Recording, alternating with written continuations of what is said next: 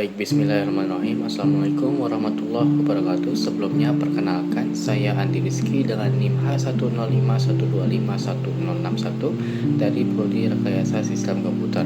Pada kesempatan kali ini saya akan membahas terkait presiden keempat kita, yaitu Presiden Gus Dur atau Bapak Ki Hajar Abdurrahman Wahid. Beliau menjabat dari tahun 1999 hingga 2001 menggantikan B.J. Habibie setelah dipilih oleh MPR hasil pemilu. Nah, menurut saya presiden keempat ini yaitu Bapak Ki Hajar Abdurrahman Wahid, menurut saya sudah menjalankan tugasnya sesuai dengan Pancasila. Karena yang pertama, beliau bersama dengan NU, ia berhasil menyelaraskan Islam dengan Pancasila melalui deklarasi Situbondo yang dilakukan pada tahun 1983 yang menegaskan Pancasila sebagai cerminan dari nilai-nilai tauhid dan syariah. Ia membela hak-hak komunitas Tionghoa dan memberikan mereka perlindungan yang sama, yang membuatnya dijuluki sebagai Bapak Pluralisme yang sesuai dengan sila pertama ketuhanan yang Maha Esa dan sila kedua kemanusiaan yang adil dan beradab. Yang kedua, beliau melakukan reformasi pemerintahan dengan membubarkan Departemen Penerangan dan Departemen Sosial yang dianggap melakukan korupsi atau korup dan menjadi alat kontrol rezim sebelumnya. Hal ini sesuai dengan sila keempat dan juga sila kelima. Sekian dari pemaparan saya. Terima kasih telah mendengarkan. Mohon maaf jika ada salah kata. Saya akhiri. Assalamualaikum warahmatullahi wabarakatuh. Baik, Assalamualaikum warahmatullahi wabarakatuh. Perkenalkan, nama saya Dio Yudhistira. Saya berasal dari Prodi Rekayasa Sistem Komputer dengan NIM H10512511073. Di sini saya akan menjelaskan tentang tokoh-tokoh politik Indonesia yang kinerjanya sesuai dengan nilai-nilai Pancasila. Di sini saya memilih Pak Joko Widodo. Baik, saya akan memulai penjelasannya. Pemerintahan Presiden Joko Widodo telah mengimplementasikan nilai-nilai Pancasila melalui berbagai kebijakan strategis. Dalam mewujudkan sila pertama tentang ketuhanan yang Maha Esa, Jokowi secara konsisten menekankan toleransi dan kerukunan antar umat beragama sebagai anugerah yang harus dijaga. Komitmen terhadap sila kedua, yaitu kemanusiaan yang adil dan beradab, ditunjukkan melalui program-program bantuan sosial masif seperti Kartu Indonesia Sehat atau KIS untuk 92,2 juta penerima, Kartu Indonesia Pintar atau KIP untuk pendidikan anak, dan program Keluarga Harapan PKH yang dibiayai dari pengalian subsidi BBM. Dalam mewujudkan sila ketiga tentang persatuan Indonesia, Jokowi menjadikan gotong royong sebagai strategi utama menghadapi tantangan bangsa, mengajak semua elemen masyarakat untuk bekerja sama dan berkolaborasi. Komitmen terhadap sila keempat atau kerakyatan melalui pemusyawaratan tercermin dalam meningkatnya indeks demokrasi Indonesia dari 63,72 menjadi 73,4, serta penerapan prinsip musyawarah dalam pengambilan keputusan. Perwujudan sila kelima atau keadilan sosial ditunjukkan melalui pembangunan infrastruktur untuk pemerataan, khususnya di daerah pinggiran seperti Papua dengan 15 kunjungan presiden, serta kebijakan hilirisasi industri yang menciptakan lebih dari 200.000 lapangan kerja baru dan telah membangun 366.000 km jalan desa dan 1,9 juta meter jembatan desa dalam 10 tahun. Sebagai komitmen memperkuat Pancasila sebagai ideologi negara, Jokowi membentuk unit kerja Presiden Pembinaan Ideologi Pancasila yang disingkat UKP PIP, yang kemudian menjadi Badan Pembinaan Ideologi Pancasila atau BPIP. Presiden menegaskan bahwa setiap produk kebijakan pemerintah harus mencerminkan nilai-nilai Pancasila, sehingga Indonesia dapat tetap kokoh bersatu dalam menghadapi tantangan global. Dengan implementasi nilai-nilai Pancasila, kepemimpinan Indonesia berhasil diakui secara internasional. Terlihat dari pencapaian Indonesia dalam menyelenggarakan KTT G20 dan keketuaan ASEAN. Baik, sekian penjelasan dari saya ucapkan terima kasih. Wassalamualaikum warahmatullahi wabarakatuh. Perkenalkan, nama saya Gabriel Fernando dengan NIM H1051251059. Pada kesempatan kali ini saya akan menjelaskan tentang tokoh politik yang bernama Erick Thohir.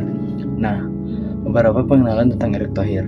Erick Thohir adalah seorang pengusaha tokoh publik yang ada atau mendirikan sebuah tokoh olahraga dan pejabat publik Indonesia yang pernah memimpin berbagai organisasi besar seperti Asian Games 2016, PSSI, serta menjabat sebagai Menteri BUMN. Dia dikenal sebagai figur yang aktif melakukan transformasi di sektor BUMN dan mendorong profesionalisme dalam manajemen organisasi. Nah, apakah kinerja Erick Thohir ini sudah sesuai dengan nilai Pancasila? Mari kita lihat. Sila yang pertama, ketuhanan. Upaya meningkatkan integritas dan tata kelola BUMN menunjukkan komitmen etis sesuai dengan nilai sila pertama. Yang kedua, kemanusiaan. Program BUMN dan dukungan terhadap UMKM menunjukkan kepedulian sosial. Meski kebijakan efisiensi kadang berdampak pada pegawai. Sila yang ketiga, persatuan Indonesia. Program sinergi BUMN serta upaya membenahi sepak bola nasional mendukung persatuan dan identitas nasional. Sila yang keempat, kerakyatan. Kebijakan dibuat melalui mekanisme pemerintahan. Namun, transparansi beberapa keputusan masih menjadi kritik publik. Yang kelima, keadilan sosial. Transformasi BUMN dan memperdaya UMKM bertujuan meningkatkan pemerataan ekonomi, walaupun hasil tidak selalu dirasakan merata oleh semua pihak. Nah, kesimpulan singkatnya adalah kinerja Erick Thohir sebagian sesuai dengan nilai-nilai Pancasila, terutama dalam aspek tata kelola, pemberdayaan ekonomi, dan upaya memperkuat persatuan. Namun, sebagian besar tokoh publik lainnya, beberapa kebijakan masih menjadi bahan diskusi mengenai transparansi dan dampak sosialnya. Oke, sekian dari saya. Selebihnya dilanjutkan oleh anggota kelompok saya selanjutnya. Kenalkan, saya Joji Kasela dengan NIM H1051251069. Kinerja Susilo Bambang Yudhoyono atau yang biasa disebut dengan SBY menunjukkan pengamalan nilai-nilai Pancasila melalui berbagai kebijakan dan program selama masa pemerintahannya. Dalam aspek ketuhanan, ia mendorong moderasi beragama serta menjaga kerukunan antar umat beragama. Pada sila kemanusiaan, SBY memperkuat perlindungan hak asasi manusia, reformasi birokrasi, dan penanganan bencana kemanusiaan seperti respon cepat terhadap tsunami di Aceh. Dalam menjaga persatuan Indonesia, ia fokus pada stabilitas nasional, penyelesaian konflik, termasuk perdamaian Aceh melalui perjanjian Helsinki. Untuk sila kerakyatan, pemerintahannya memperkuat demokrasi, pemilu yang lebih transparan, serta kebebasan berpendapat. Sementara dalam sila keadilan sosial, SBY menjalankan program pro rakyat seperti PNPM Mandiri, BOS untuk pendidikan, Jamkesmas, BLT, dan pembangunan infrastruktur guna meningkatkan kesejahteraan dan mengurangi kemiskinan. Melalui upaya tersebut, kinerjanya mencerminkan implementasi nilai-nilai Pancasila dalam pemerintahan yang stabil, demokratis, dan berorientasi pada rakyat. Tan Malaka. Tan Malaka dikenal sebagai pejuang kemerdekaan sekaligus pemikir besar yang gagasannya jauh melampaui orang-orang pada zamannya. Banyak tindakan dan pemikirannya ternyata sangat sejalan dengan nilai-nilai Pancasila yang kita kenal sekarang. Pertama, melalui perjuangannya, Tan Malaka menolak segala bentuk penindasan dan ketidakadilan. Ia percaya bahwa penjajahan bertentangan dengan moral kemanusiaan. Sikap ini mencerminkan nilai ketuhanan yang Maha Esa dan kemanusiaan yang adil dan beradab. Tan Malaka juga sangat menjunjung tinggi persatuan Indonesia. Ia menekankan bahwa kemerdekaan hanya dapat dicapai jika seluruh rakyat bersatu. Gagasan Merdeka 100% yang diusungnya menunjukkan betapa pentingnya persatuan bagi dirinya.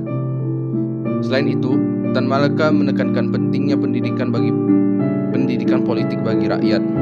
Menurutnya, rakyat harus kritis, cerdas, dan mampu berdiskusi untuk menentukan masa depannya. Ini sejalan dengan sila keempat, yaitu kerakyatan yang dipimpin oleh hikmat kebijaksanaan dalam permusyawaratan perwakilan. Ia juga memperjuangkan pemerataan pendidikan dan kesejahteraan bagi rakyat kecil. Pemikiran-pemikirannya tentang keadilan ekonomi dan sosial sangat sesuai dengan sila kelima, yakni keadilan sosial bagi seluruh rakyat Indonesia. Melalui perjuangan dan gagasannya, Tan Malaka menjadi tokoh yang tidak hanya memperjuangkan kemerdekaan, tetapi juga mencerminkan nilai-nilai Pancasila yang menjadi dasar negara kita.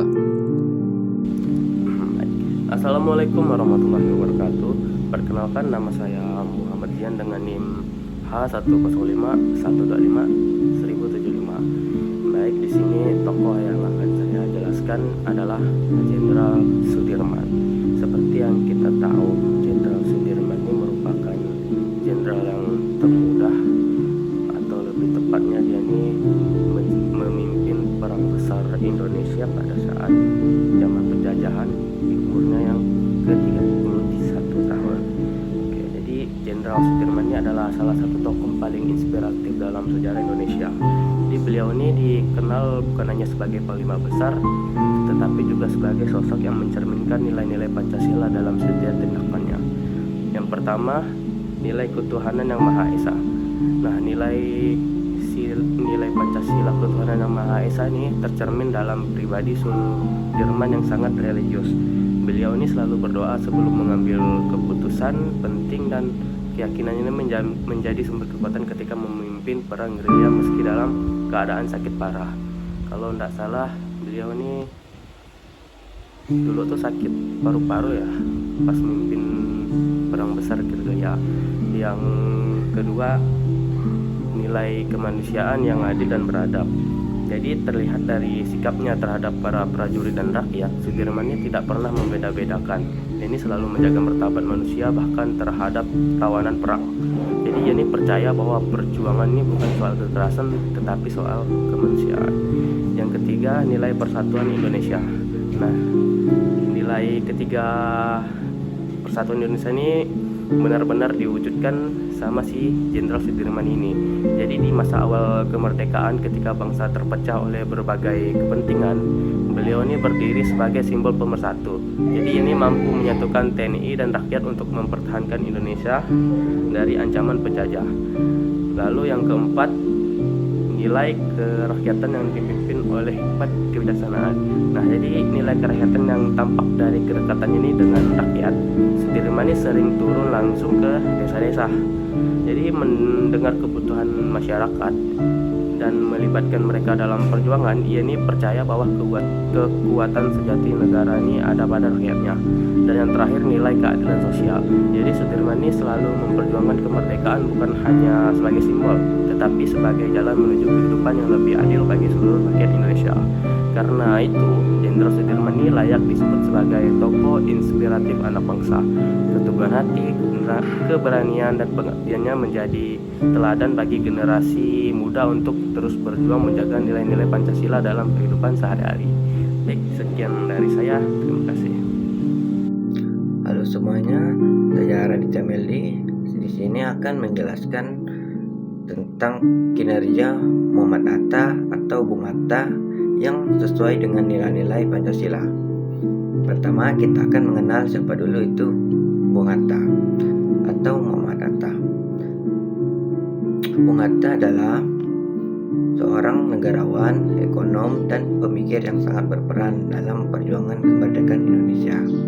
Bung Hatta adalah wakil presiden pertama Indonesia sejak 1945 hingga 1956, serta dikenal sebagai Bapak Koperasi Indonesia.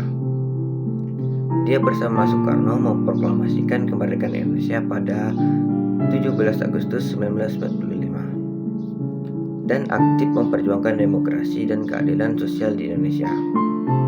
Selain itu, Bung Hatta juga dikenal karena prinsipnya yang kuat dalam memajukan ekonomi kerakyatan dan persatuan bangsa.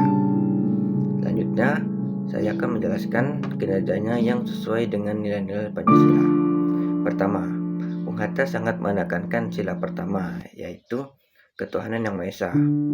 Baginya, nilai ketuhanan bukan hanya soal kepercayaan, tetapi juga landasan moral yang menuntun setiap tindakan pemerintahan untuk mewujudkan keadilan dan perdamaian bagi seluruh rakyat Indonesia. Kedua, Bung Hatta memperjuangkan persatuan Indonesia dengan mengedepankan keberagaman dan semangat Bhinneka Tunggal Ika. Ia mendorong adanya kesetaraan hukum dan rasa kebersamaan antar suku bangsa demi mewujudkan bangsa yang utuh dan harmonis. Ketiga, Bung Hatta sangat menjunjung tinggi demokrasi kerakyatan. Ia percaya bahwa pemerintahan harus adil dan bertanggung jawab terhadap rakyat, baik secara politik maupun ekonomi. Salah satu bukti perjuangan adalah dorongan pengembangan koperasi sebagai bentuk ekonomi kerakyatan yang menolak kapitalisme individualitas. Keempat, dalam hal keadilan sosial, Bung Hatta berkomitmen agar kekayaan negara digunakan untuk sebesar-besarnya untuk kemakmuran rakyat, terutama mereka yang kurang beruntung. Ini sesuai dengan sila kelima Pancasila, keadilan sosial bagi seluruh rakyat Indonesia. Dengan begitu, kinerja Bung Hatta adalah cerminan nyata dari nilai-nilai Pancasila yang membimbing Indonesia menuju bangsa yang beradab, adil, makmur, dan bersatu. Sekian dari saya, terima kasih. Assalamualaikum warahmatullahi wabarakatuh. Perkenalkan, nama saya Ramadan Ba'asya dengan NIM H1051251065. Nah, pada kesempatan kali ini saya akan menjelaskan tentang profil singkat Kiai Haji Agus Salim dan juga nilai-nilai Pancasila yang ia terapkan selama menjabat menjadi tokoh politik di Indonesia. Nah, Kiai Haji Agus Salim ini selain menjadi tokoh politik di Indonesia, beliau juga pernah menjadi salah satu anggota Panitia 9 yang merumuskan Pancasila. Selain anggota Panitia 9, beliau juga seorang ulama yang memiliki pengetahuan luas di Indonesia. Selama menjadi anggota Panitia 9, beliau merumuskan tentang sila pertama dan juga menolak bunyi pertama sila pertama yang hanya memfokuskan terhadap masyarakat muslim di Indonesia. Kenapa beliau menolak hal ini? Karena jika ini dilanjutkan maka akan terjadi diskriminasi terhadap masyarakat yang bukan pemeluk agama muslim. Nah, apa saja nilai-nilai Pancasila yang beliau terapkan selama menjabat sebagai tokoh politik di Indonesia? Pada sila pertama, yaitu tentang ketuhanan, beliau bertoleransi terhadap antara umat beragama. Lalu yang kedua tentang kemanusiaan, beliau selalu mengedepankan kepentingan bersama daripada kepentingan pribadi. Yang ketiga tentang persatuan Indonesia, beliau sangat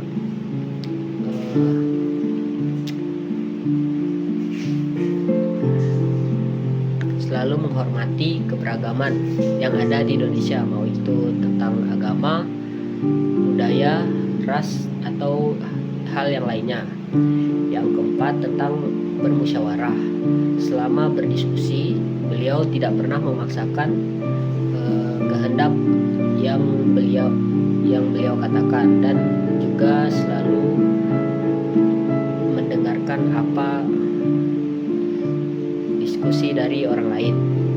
Yang terakhir tentang keadilan sosial. Nah, beliau selalu mengedepankan keadilan dan juga kepentingan masyarakat di Indonesia ini. Nah, sekian saja profil singkat dari Kiai Haji Agus Salim ini. Sekian dan terima kasih.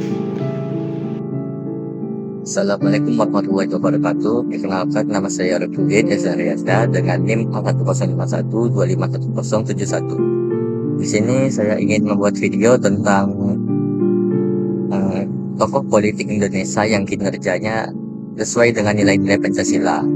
Jadi tokoh yang saya ambil kali ini ialah tokoh mendiang almarhum B.J. Habibie. B.J. Habibie merupakan seseorang generasi, pemikir, dan penemu yang menginspirasi saya dan mungkin mahasiswa yang lain sebagai mahasiswa sistem komputer untuk terus berinovasi dan berkarya yang lebih besar bagi bangsa dan negara kita. Banyak hal yang dapat dipetik dari perjalanan hidup beliau, terutama semangat belajar yang tidak henti yang diiringi dalam ketaatan dalam beribadah. Dalam konteks yang lebih luas, beliau adalah pelajar nyata yang merefleksikan nilai-nilai Pancasila dalam setiap langkah kepemimpinannya. Sebagai ilmuwan yang taat dengan beribadah, Habibie telah menghayati sila pertama, yaitu ketuhanan yang Maha Esa dengan integritas spiritual yang mendalam. Kepeduliannya pada sistem pendidikan dan pengembangan SDM mencerminkan sila kemanusiaan yang adil dan beradab. Melalui pengembangan teknologi dan industri strategis, Habibie mewujudkan keadilan sosial bagi seluruh rakyat Indonesia.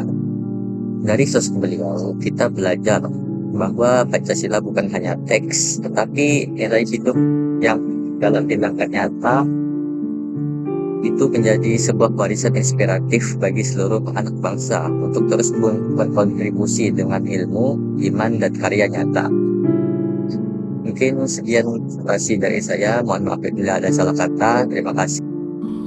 Perkenalkan, nama saya Tegar Pristio dengan NIM H1051251057. Tokoh politik yang saya ambil yaitu Gibran Rakabuming Raka. Kinerja Gibran Rakabuming Raka yang mencerminkan nilai-nilai Pancasila, yaitu perkokohan ideologi Pancasila, demokrasi, dan HAM.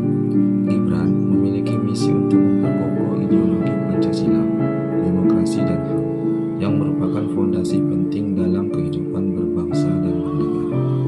Hal ini sesuai dengan nilai sila pertama Pancasila, yaitu ketuhanan yang Maha Esa, yang menjamin kebebasan beragama dan berkeyakinan, serta sila keempat Pancasila, yaitu kerakyatan yang dipimpin oleh hikmat kebijaksanaan dalam permusyawaratan perwakilan, yang mana menekankan pentingnya demokrasi dalam mengambil keputusan, dan peningkatan lapangan kerja dan kewirausahaan.